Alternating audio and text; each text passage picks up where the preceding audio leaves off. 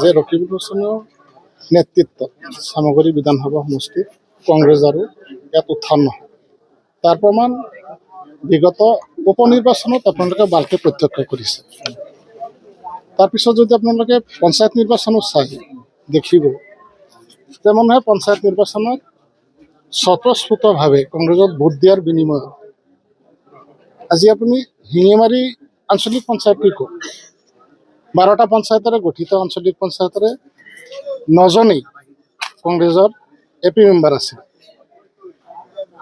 থকা সত্ত্বেও এই শিঙিমাৰী আঞ্চলিক পঞ্চায়তটো আজিৰ দিনত বিজেপিৰ দখল। আপোনালোকে কৈছে যে ৰকিবুল হুছেইন নেতা নেতৃত্ব, এখেতৰ নেতৃত্বটো ক'ত থাকিল আজিৰ দিনত? এখেতে 9জন আঞ্চলিক পঞ্চায়তৰ সদস্য থকাৰ পিছতো যদি আঞ্চলিক পঞ্চায়তটো গঠন কৰিব নোৱাৰিলে, ইয়াতকৈ আৰু ব্যৰ্থতা কি লাগে আপোনালোকক? আপুনি গৰাজান ব্লক কংগ্ৰেছটো, গৰাজান ব্লক আঞ্চলিক পঞ্চায়তটো, তাত 10জন আঞ্চলিক পঞ্চায়তৰ সদস্য কংগ্ৰেছ দল। তাত আঞ্চলিক পঞ্চায়তৰ সভাপতি বা সভানেত্ৰীৰ আসনখনৰ বাবে অথচ টৰ্চৰ মাধ্যমত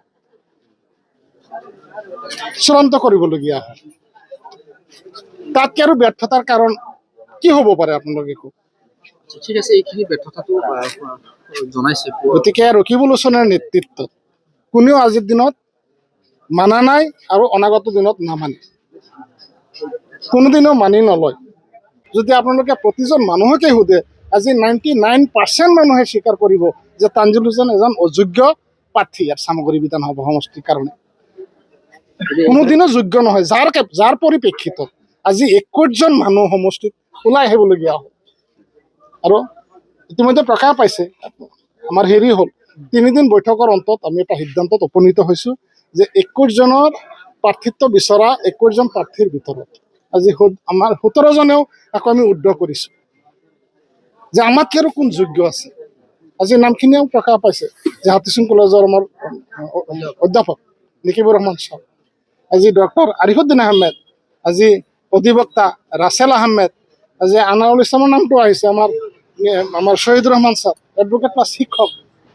এনেকুৱা মানুহ থকাৰ পিছতো যদি কাৰোবাক ইয়াত প্ৰক্ষেপ কৰা হয়, ইয়াতকৈ আৰু দুৰ্ভাগ্যৰ কথা একো হ'ব নোৱাৰে। যদি নিশ্চয় আমি এই 4জনৰ ভিতৰত যদি এজনে দিয়ে, বাকী যে 21জনে বিচাৰিছিল 20জনে উঠি পৰি লাগিব। ধন মানে সময় যি লাগে সম্পূৰ্ণ বস্তু দি সহায় কৰি হ'লেও বাকী 20জনে এজনক সহায় কৰিব। আৰু এই 4জনৰ ভিতৰত আপুনি মানে শুনি সুখী হ'ব যে এই 4জনৰ ভিতৰতো প্ৰকাশ কৰিছে যিহেতু টিকেট এজনেহে মাত্ৰ পাব, বাকী 3জনেও কৈছে যে আমাৰ কোনো ধৰণৰ আপত্তি নাই।